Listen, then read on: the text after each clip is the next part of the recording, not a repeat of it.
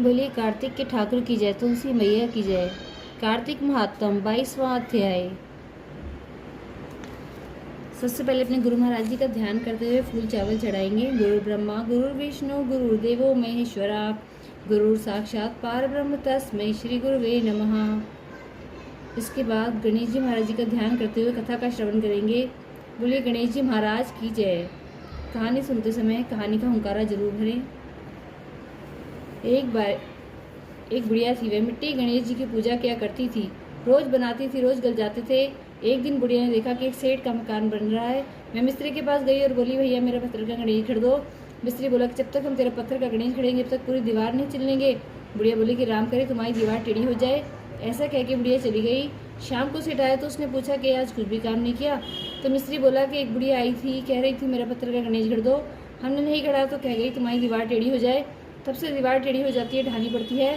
सेठ ने बुढ़िया को बुलवाया और कहा कि हम तुम्हारे सोने के गणेश जी गड़वा देंगे, तुम हमारी दीवार सीधी करा दो। सेठ ने बुढ़िया को सोने के गणेश जी गड़वा दिए, उसकी दीवार सीधी हो गई। जैसे सेठ के बेड़े काम सीधे करे ऐसे हम सबके करना, कहते सुनते हुंकारा भरने वालों की करना। बोलिए गणेश जी महाराज की जय। कार्तिक महात्म 22वां अध्याय। नारद जी राजा पृथु को आगे की कथा सुनाते हुए कहते हैं कि हे राजा पृथु, उन बोए हुए बीजों से धात्री, मालती और तुलसी ये 3 वनस्पतियां उत्पन्न हुई। जो ब्रह्मा की स्त्री द्वारा दिए गए बीज से उत्पन्न हुई वह धात्री, जो लक्ष्मी द्वारा दिए गए बीज से उत्पन्न हुई वह मालती, और जो गौरी द्वारा दिए गए बीज से उत्पन्न हुई वह तुलसी कही गई। ये तीनों क्रमशः रजोगुण, सतोगुण, तमोगुण रूप हुई। जब ये वनस्पतियां उत्पन्न हुई तो इन्हें स्त्री के रूप में देखकर वृंदा की ओर अत्यंत आसक्त विष्णु शीघ्र ही उठकर बैठ गए। काम से पीड़ित विष्णु ने उन्हें प्रेम से देखा। तुलसी और धात्री ने भी विष्णु को प्रेम से देखा। जो बीज लक्ष्मी द्वारा ईर्ष्या से दिया गया था, उस बीज से उत्पन्न हुई स्त्री विष्णु से ईर्ष्या करने वाली हुई। धात्री तथा तुलसी उनसे प्रीति करने से उनमें प्रेम बढ़ाने वाली हुई। इसके बाद जब देवताओं का दुख दूर हो गया और उन्होंने विष्णु भगवान को प्रणाम किया तो विष्णु प्रसन्न हो गए और धात्री और तुलसी को लेकर बैकुंठ लोक को चले गए। इसी कारण से कार्तिक व्रत के उद्यापन के समय तुलसी के पौधे के निकट ही पूजा की जाती है और तुलसी विष्णु से प्रेम बढ़ाने वाली कही जाती है। बोलिए कार्तिक के ठाकुर की जय। 22वां अध्याय संपूर्ण। 23वां अध्याय। नारद जी कहते हैं कि राजन, कार्तिक व्रत के उद्यापन में तुलसी के मूल प्रदेश में भगवान विष्णु की पूजा की जाती है, क्योंकि तुलसी उनके लिए अत्यंत प्रीतिदायिनी मानी गई है। जिसके घर में तुलसी का बगीचा लगा होता है वह घर तीर्थ स्वरूप है। वहाँ यमराज के दूत नहीं आते। तुलसी वन सब पापों को हरने वाला, पवित्र तथा मनोवांछित भोगों को देने वाला है। जो श्रेष्ठ मानव तुलसी का वृक्ष लगाते हैं वे कभी यमराज को नहीं देखते। नर्मदा का दर्शन, गंगा का स्नान और तुलसी वन के पास रहना, ये तीनों एक समान माने गए हैं। रोकने, रक्षा करने, सींचने तथा दर्शन और स्पर्श करने से तुलसी मन, वाणी और शरीर द्वारा किए हुए समस्त पापों को भस्म कर डालती है। जो तुलसी की मंजरियों से भगवान विष्णु और शिव की पूजा करता है वह कभी घर में नहीं आता तथा निश्चय ही मोक्ष का भागी होता है। पुष्कर आदि तीर्थ, गंगा आदि नदियां तथा वासुदेव आदि देवता ये सभी तुलसी दल में निवास करते हैं। हे नृप श्रेष्ठ, जो तुलसी की मंजरी से संयुक्त होकर प्राणों का परित्याग करता है उसे श्री विष्णु का सायुज्य प्राप्त होता है। यह सत्य है, सत्य है। जो शरीर में तुलसी की मिट्टी लगाकर मृत्यु को प्राप्त होता है वह सैकड़ों पापों से मुक्त हो तो भी उसकी ओर साक्षात यमराज भी नहीं देख सकते। जो मनुष्य तुलसी काष्ठ का चंदन लगाता है उसके शरीर को पाप नहीं छू सकते। जहाँ जहाँ तुलसी वन की छाया हो वहीं श्राद्ध करना चाहिए, क्योंकि वहाँ पितरों के निमित्त किया हुआ दान अक्षय होता है।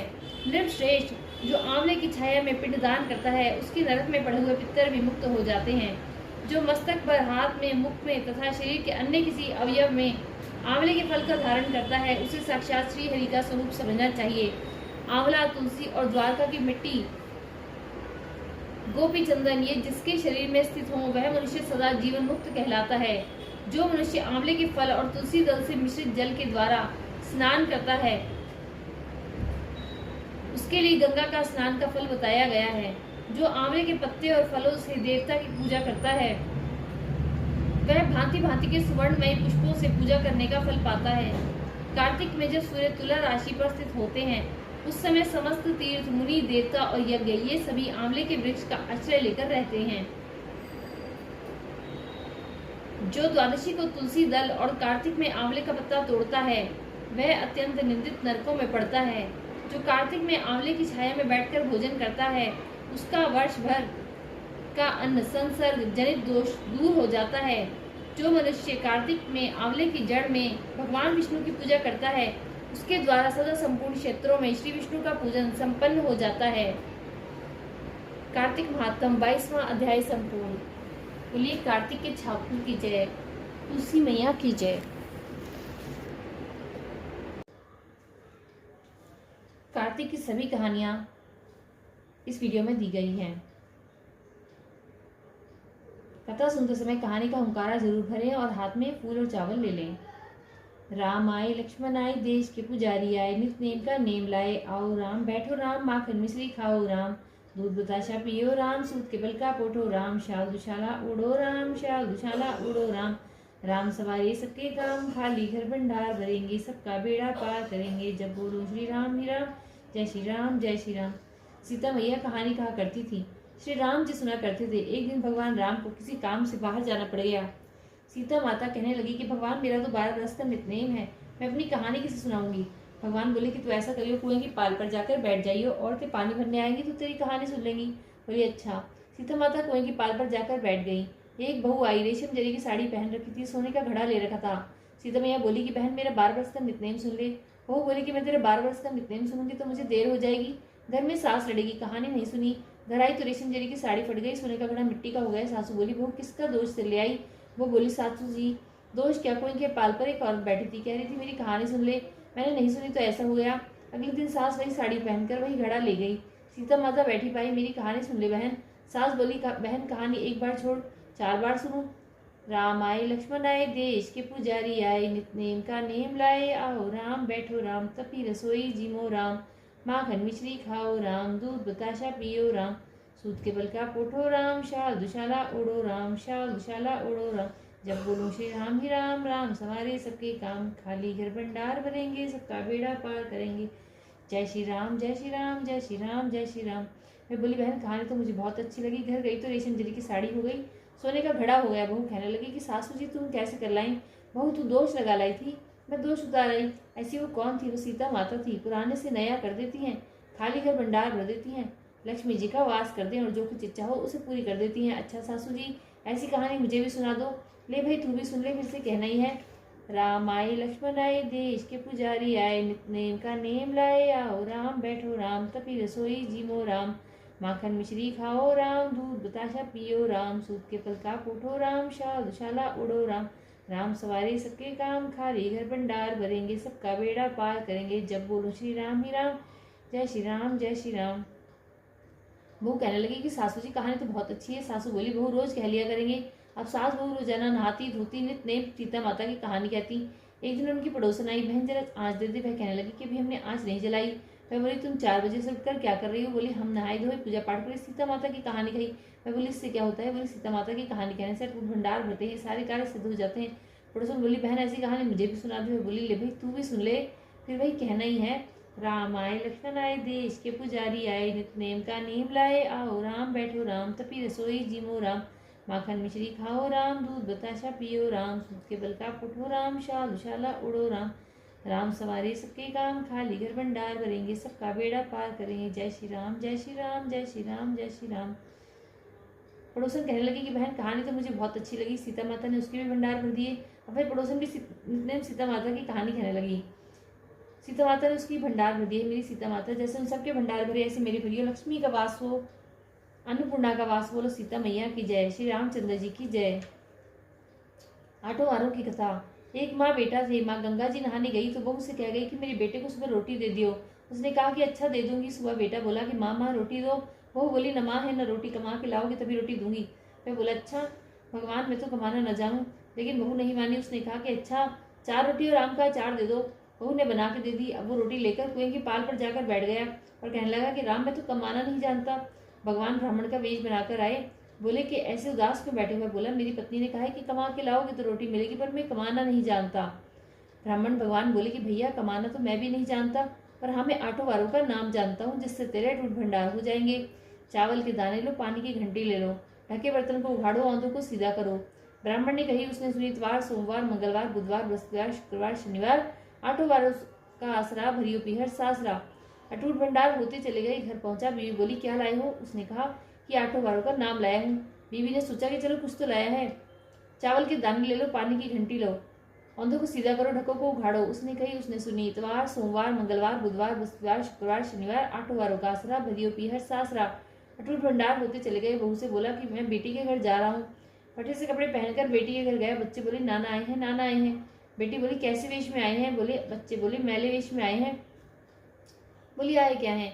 2 दिन की रोटी तोड़ने आए हैं। सच है, गरीबी कुछ भी कहलवा देती है। बेटी से कहा कि बेटी, 8 वारों की मेरी कहानी सुन ले। वह बोली, पिताजी मेरा तो मुंह झूठा है। उसके पिता भूखे ही सो गए। अगले दिन बेटी को तरस आया। पिताजी पिताजी अपनी कहानी सुनाओ। पिता ने कहा, चावल के दाने लाओ, पानी की घंटी लाओ, ढकों को उघाड़ो, औंधों को सीधा करो। पिता ने कही, बेटी ने सुनी। इतवार, सोमवार, मंगलवार, बुधवार, बृहस्पतिवार, शुक्रवार, शनिवार, 8 वारों का आसरा, भरियो पीहर सासरा। अटूट भंडार होते चले गए। बेटी भर भर के बोइये बांटने लगी। पड़ोसन ने कहा कि तुम तो कह रही थी कि मेरे बापू कुछ नहीं लाया, फिर ये भर भर के बोइये कैसे बांट रही हो? बोली, मेरे बापू तो खाली हाथ ही आए थे। ये तो 8 वारों की कहानी का फल है। पड़ोसन बोली कि अपने बापू से हमको भी कहानी सुनवा दोगी? उसने पिताजी से कहा तो वह बोला कि आज तो मेरा मुंह झूठा है, कल सुना दूंगा। अगले दिन उसके बाप ने पड़ोसन को भी 8 वारों की कहानी सुनाई। उसके भी खूब अटूट भंडार हो गए, जैसे उस ब्राह्मण के 8 वारों की कहानी से सबके अटूट भंडार भर गए। ऐसे कहते सुनते हुंकार भरने वालों के भरे, हमारे परिवार के भरे। बोलो 8 वारों की जय, कार्तिक के ठाकुर की जय, तुलसी मैया की जय। लपसी तपसी की कथा। एक लपसी था, एक तपसी था।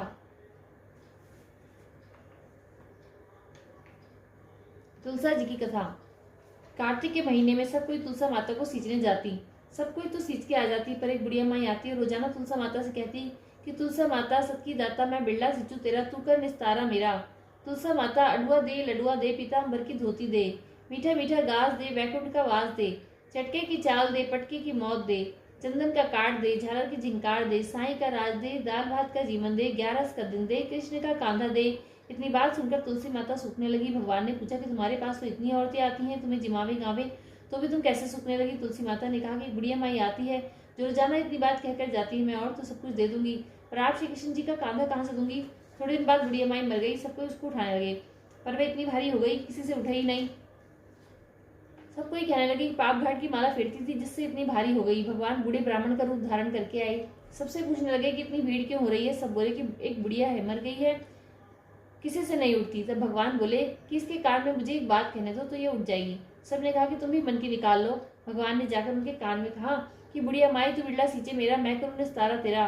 बुढ़िया माई, अडुआ ले, गडुआ ले, पीताम्बर की धोती ले, मीठा मीठा घास ले, वैकुंठ का वास ले, चटके की चाल ले, पटके की मौत ले, चंदन का काट ले, झाल की झिंकार ले, साई का राज ले, दाल भात का जीवन ले, 11 का दिन ले, कृष्ण का कांधा ले। इतनी बात सुनते ही बुढ़िया माई हल्की हो गई। भगवान कंधे पर ले गए, उसकी मुक्ति हो गई।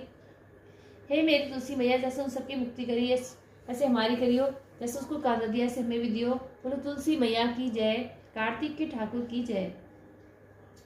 पथवारी की कथा। एक बुढ़िया थी, उसने अपनी बहू से कहा कि तू दूध दही बेच के आ। वह बेचने गई तो रास्ते में औरतें पीपल पथवारी सींच रही थी। उनको सींचता देखकर बहू ने पूछा कि तुम यह क्या कर रही हो?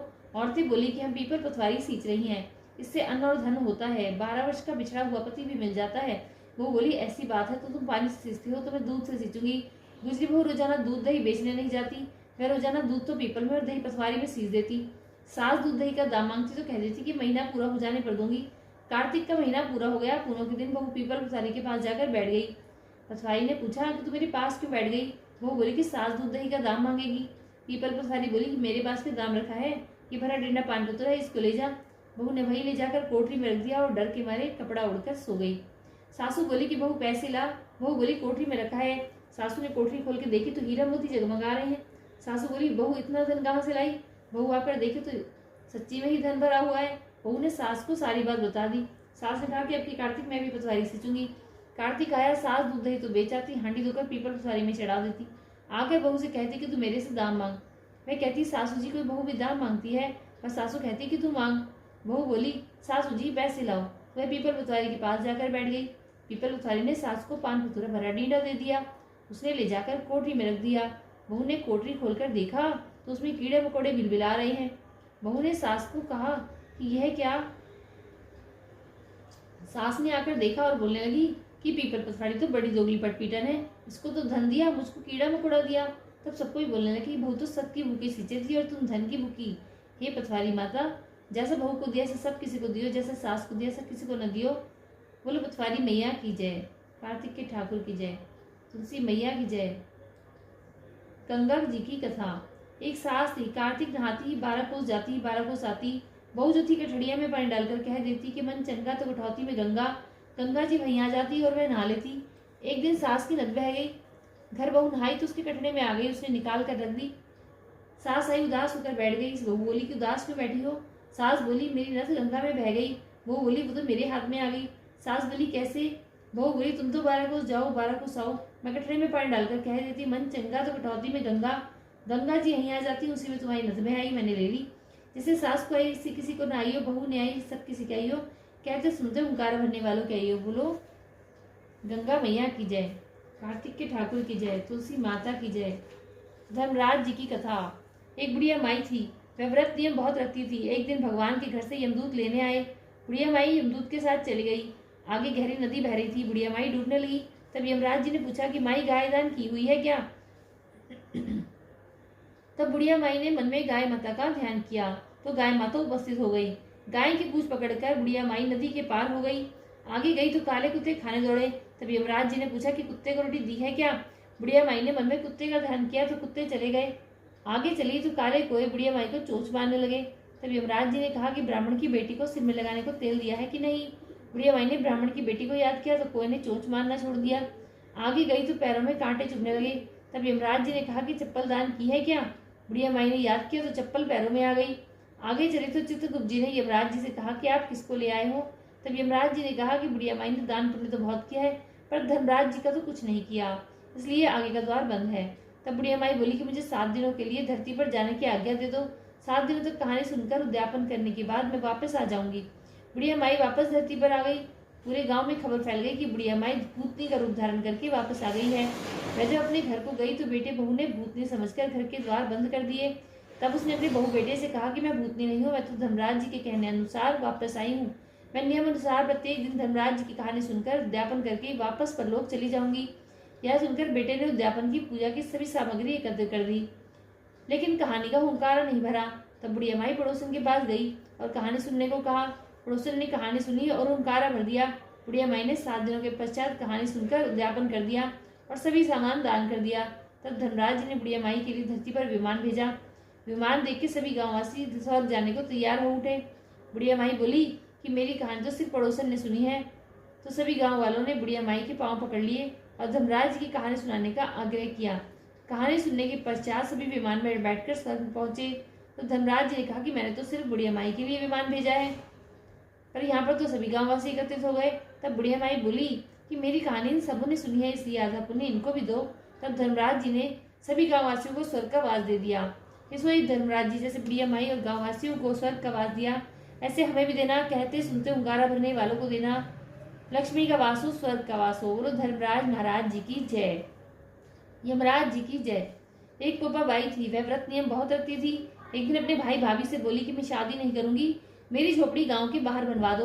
तो गांव की स्त्रियों ने कहा कि आप अपनी गाय और बछड़े मेरे यहाँ घास फूस चढ़ने को भेज दिया करो, बच्चा कुचा खाना मुझे भेज दिया करो। एक दिन नगर का राजा शिकार खेलने जंगल में गया। जंगल में झोपड़ी देखकर वह वहीं रुक गया और बोला कि इस झोपड़ी में कौन रहता है। जब अंदर से कोई आवाज नहीं सुनाई दी, वह बारंबार दरवाजा खड़खड़ाने लगा। तब पोपा बाई उठी और बोली कि कौन है जो मेरे द्वार पर आवाज दे रहा है। राजा ने कहा कि मैं इस नगर का राजा हूँ, तेरे साथ शादी करूंगा। तब पोपा बाई ने कहा कि जहाँ से आई हो वहीं चले जाओ, मैं पराये पुरुष का मुंह नहीं देखती। तब राजा जबरदस्ती पोपा बाई को उठाकर ले जाने लगा। रास्ते में पोपा बाई ने राजा से को श्राप दिया कि उसका सारा राजपाट नष्ट हो जाए। जब वह नगर पहुंचा तो रानियां कहने लगी कि आप इसको वापस उसकी झोपड़ी में छोड़ाओ। राजा जब पोपा बाई को छोड़ने गया तो रास्ते में पाप की नदी बह रही थी। राजा उस पाप की नदी में डूब गया। पोपा बाई धर्मराज जी के यहाँ पहुंची तो धर्मराज जी ने पोपा बाई को स्वर्ग का राज दे दिया। एक दिन एक सेठ सेठानी मृत्यु लोक से स्वर्गलोक को गए। प्रवेश करने के स्वर्ग का द्वार बंद देखकर उन्होंने धर्मराज जी से द्वार खोलने का आग्रह किया। तब धर्मराज जी ने कहा कि इस द्वार पर तो पोपा बाई का राज है। तब सेठ सेठानी ने कहा कि हम तो पोपा बाई को नहीं जानते। तब धर्मराज जी ने कहा कि 7 दिन मृत्युलोक में जाकर 8 खोपरा में राई भरकर 5 कपड़ा ऊपर रखकर कहानी सुनकर उद्यापन करें और कहें कि राज है पोपा बाई का, लेखा लेगी राई राई का। बोलो पोपा बाई की जय। कार्तिक के ठाकुर की जय। तुलसी माता की जय। कार्तिक की 5 की एक कथा। एक ब्राह्मण ब्राह्मणी थे। 7 कोस गंगा जमुना नहाने जाया करते थे।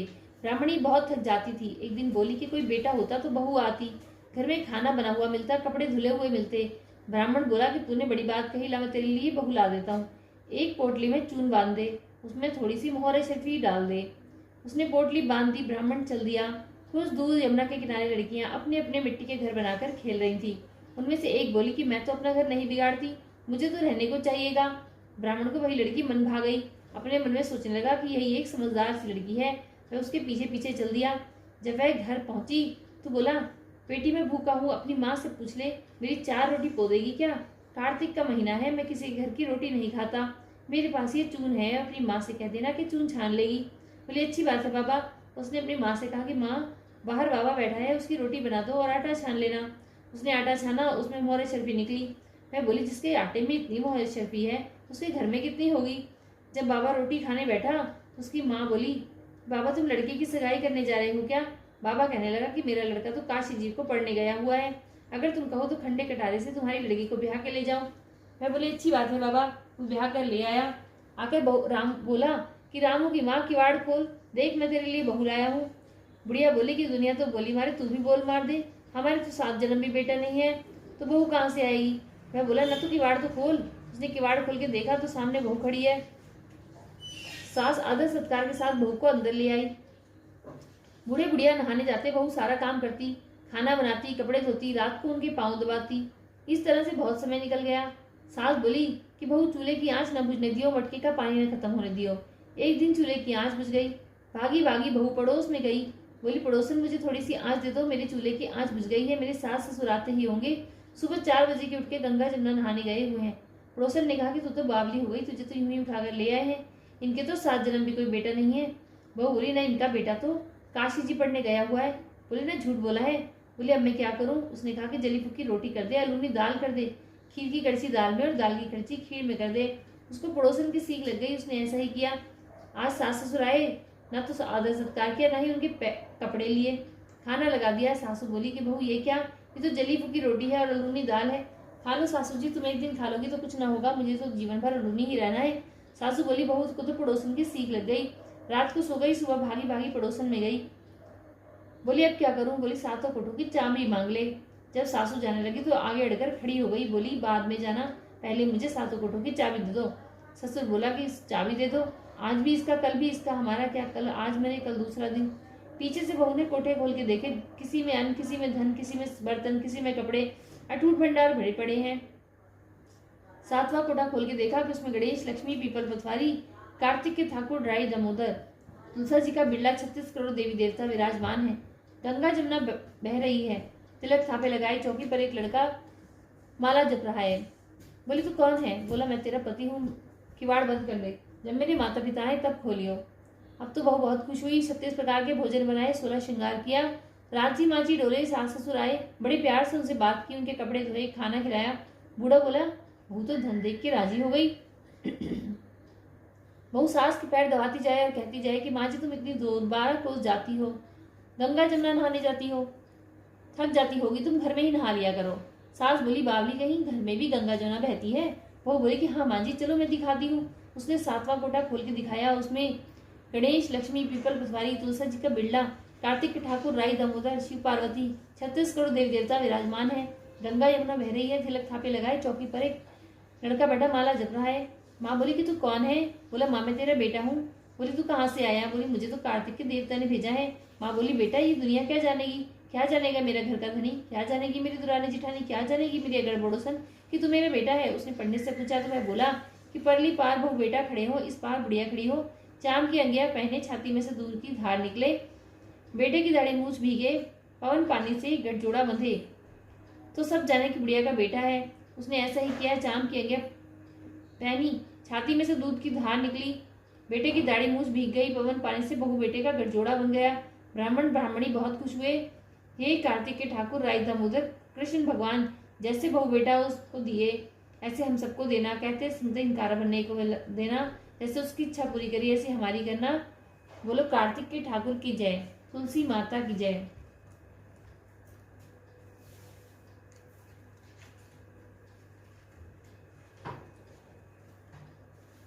लपसी तपसी की कथा। एक लपसी था, एक तपसी था। तपसी तो भगवान की तपस्या करता। लपसी रोजाना सवा सेर का हलवा बनाकर भगवान को भोग लगाकर टाली हिलाकर जीम लेता। एक दिन दोनों में झगड़ा हो गया। लपसी बोला मैं बड़ा, तपसी बोला मैं बड़ा, क्योंकि मैं भगवान की तपस्या करता हूँ। नारद जी बोले तुम्हारा फैसला मैं करूंगा। दूसरे दिन तपसी नहाकर आने लगा तो नारद जी ने 1.25 करोड़ की मुद्रा तपसी के आगे गिरा दिया। उसने आंख खोलकर देखा तो मुद्रा पड़ा है। उसने उठाकर पैर के नीचे दबा लिया और तपस्या करने लगा। उधर लपसी ने सवा सेर का हलवा बनाकर भगवान को भोग लगाकर टाली हिलाकर जीम लिया। इतने में नारद जी आए, दोनों को अपने पास बिठाया। दोनों पूछने लगे कि कौन बड़ा है। नारद जी ने तपसी से कहा कि अपना पाँव हटा। पाँव हटाती मुद्रा निकला। तब नारद जी बोले कि मुद्रा चुराने से तेरी तपस्या भंग हो गई, इसलिए लपसी बड़ा है। तपसी कहने लगा कि मुझे मेरी तपस्या का फल कैसे मिलेगा। नारद जी बोला कि तेरी तपस्या का फल कार्तिक नहाने वाली देंगी। सब कहानी कहकर तेरी कहानी नहीं कहेंगे तो कार्तिक का फल तुझे हो जाएगा। धोती देकर अंगोछा नहीं देवे, सीधा देकर दक्षिणा नहीं देवे, ब्राह्मण जिमाकर दक्षिणा नहीं देवे, दीवा चास के हाथ ना जोड़े तो तेरा पुण्य, कपड़ा देके बटन ना लगाए, दाहिने हाथ का नाड़ा बांधे तो सबका फल तुम्हें हो जाएगा। इतना कहकर नारद जी चले गए। बोलो कार्तिक के ठाकुर की जय, तुलसी मैया की जय।